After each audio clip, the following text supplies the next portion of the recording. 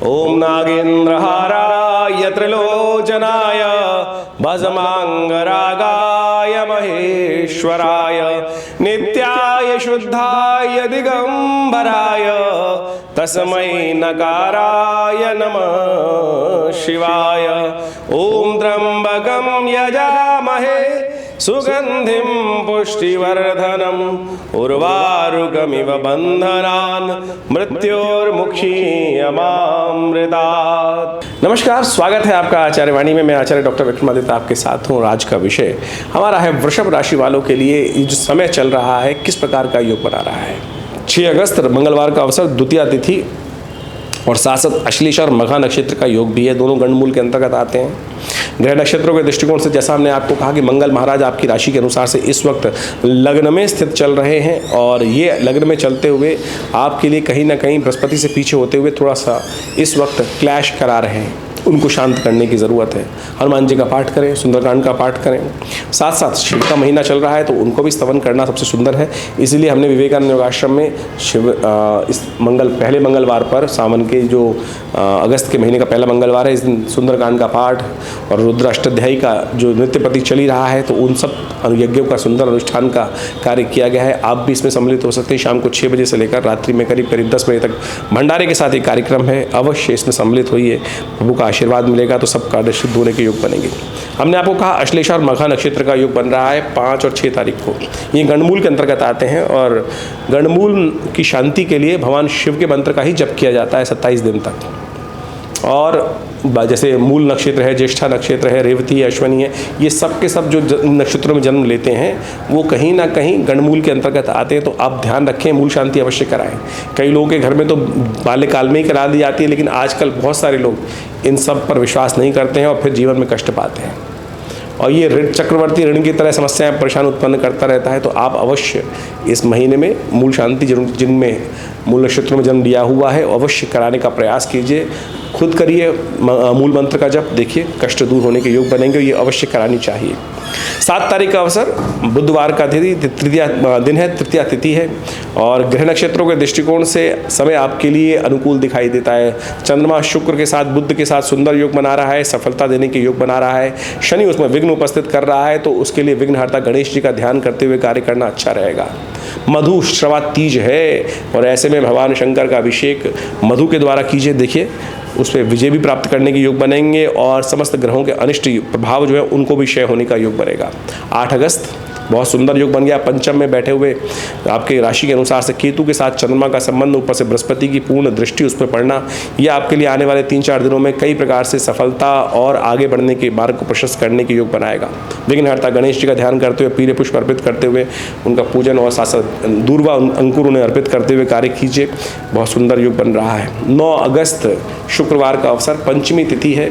ग्रह नक्षत्रों के दृष्टिकोण से आपके लिए समय अनुकूल दिखाई देता है और ग्रह दिखा रहे हैं कि लाख लोग आपको रोकने का प्रयास करें, लेकिन आप अपनी गति में आगे चलने का प्रयास करते चले जाएंगे और जो आपके लिए कुछ कष्ट उत्पन्न करने का योग बनाएगा ना, खुद फंस सकता है। ऐसे भी योग बन रहे हैं।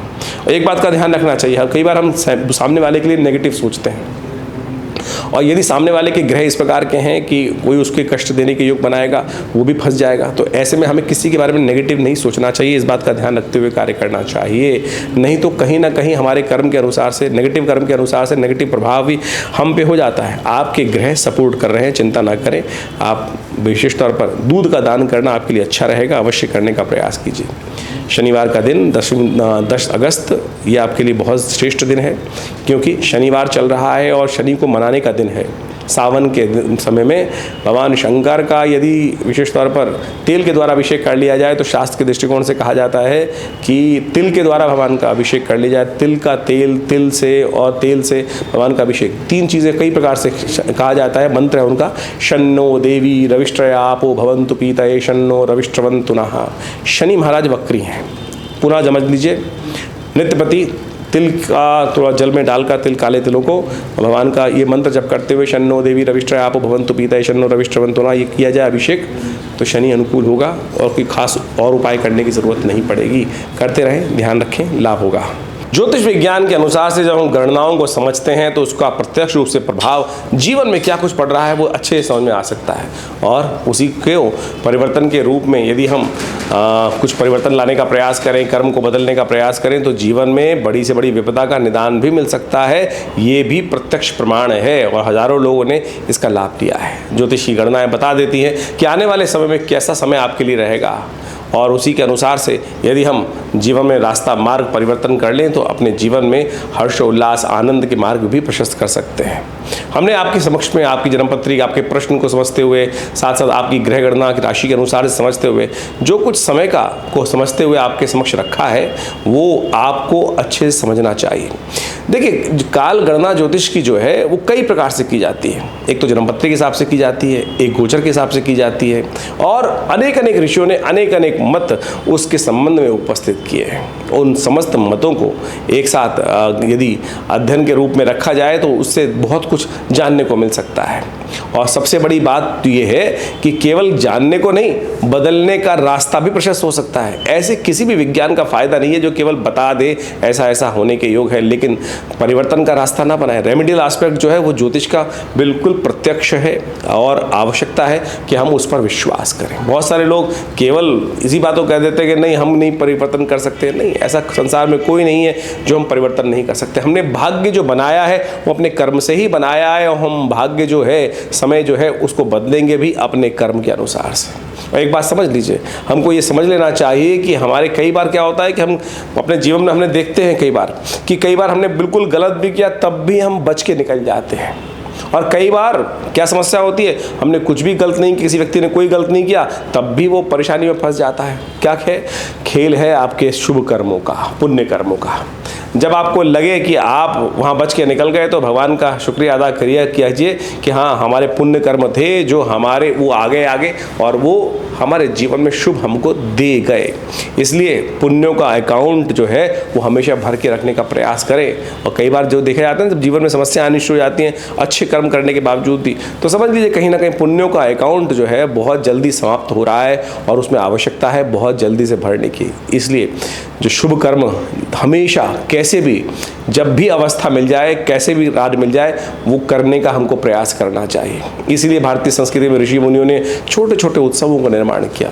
ये सावन का प्रभाव है, ये भादों का प्रभाव है, ये जन्माष्टमी है, ये राखी है, ये अनेक उत्सव हैं, ये प्रदोष का व्रत है, ये सत्यनारायण का व्रत है। ये सब के सब आपको सात्विकता की तरफ ले जाते हैं, पुण्यों को उदय करने की तरफ ले जाते हैं। सुबह शाम आपके हाथ से कुछ निकल जाए, दान आ जाए, दिया लिया सामने आ जाए, तो आप मान के चले कि आपके बहुत पुण्य भाग्य उदय करने के रूप बनते हैं। तो इसलिए बहुत सारे लोग इस संसार में आपके मनोमस्तिष्क में नेगेटिव बात डालने का प्रयास करेंगे, इसका कोई प्रभाव नहीं होता। अपने दिल पे हाथ रख के समझ लीजिएगा, क्योंकि आपने भी इसको प्रभाव को समझा होगा, जीवन में बहुत बार देखा होगा। तो ये सारा का सारा खेल भाग्य का है। कई बार हम बोल देते हैं भाग्य का खेल, लेकिन भाग्य बनता कैसे है वो भी तो हमको सिद्धांत समझना चाहिए। इस संसार में नास्तिक लोग जो है ना वो आपको दिग्भ्रमित करने का प्रयास कर सकते हैं। हमारा प्रयास है इस संस्था की तरफ से आपको सही रास्ता, सही मार्ग बताने का प्रयास करें, और जो लोग समझ लेते हैं सही मार्ग पर वो आगे बढ़ते चले जाते हैं जीवन में और कार्य को लाभ की तरफ, आनंद की तरफ जीवन में अग्रसर करने का प्रयास कर लेते हैं। तो ज्योतिष विज्ञान की गणनाओं को जो हमने आपको बताया है इसको सीरियसली लेने का प्रयास कीजिएगा, और यदि कुछ परिवर्तन कर पाए तो हमें भी अच्छा लगेगा कि आपके जीवन में कुछ परिवर्तन का रास्ता बना और आगे बढ़ने का रास्ता बना। हमारी संस्था विवेकानंद योगाश्रम पिछले करीब बहुत लंबे वर्षों से इस संस्थान को चला रहे हैं, कार्य कर रहे हैं। यहाँ नित्य प्रति करीब 8 घंटे यज्ञ होता है और बहुत सारे भारतीय संस्कृति पर शोध करने का कार्य करते हैं। आप भी संस्था से जुड़ सकते हैं, आश्रम से जुड़े। हर रविवार को यहाँ सुबह 8 बजे से लेकर 10 बजे तक एक बड़ा विशेष कार्यक्रम रहता है, यज्ञ रहता है, नित्य प्रति 8 घंटे यज्ञ रहता है। और इन सावन के महीने में तो पूरे महीने का रुद्राभिषेक का सुंदर कार्यक्रम रखा गया है। समय समय पर हम आपको अवगत भी कराते रहते हैं। हर रोज़ करीब शाम को 6 बजे से लेकर 8 बजे तक पूरे सावन के महीने में सामूहिक तौर पर जो लोग आश्रम में पधार कर स्वयं रुद्राभिषेक करना चाहते हैं उस कार्यक्रम में सम्मिलित हो सकते हैं। और कहीं दूर बैठे हैं और अपने नाम से कराना चाहते हैं तो उसके लिए भी सुंदर व्यवस्था है।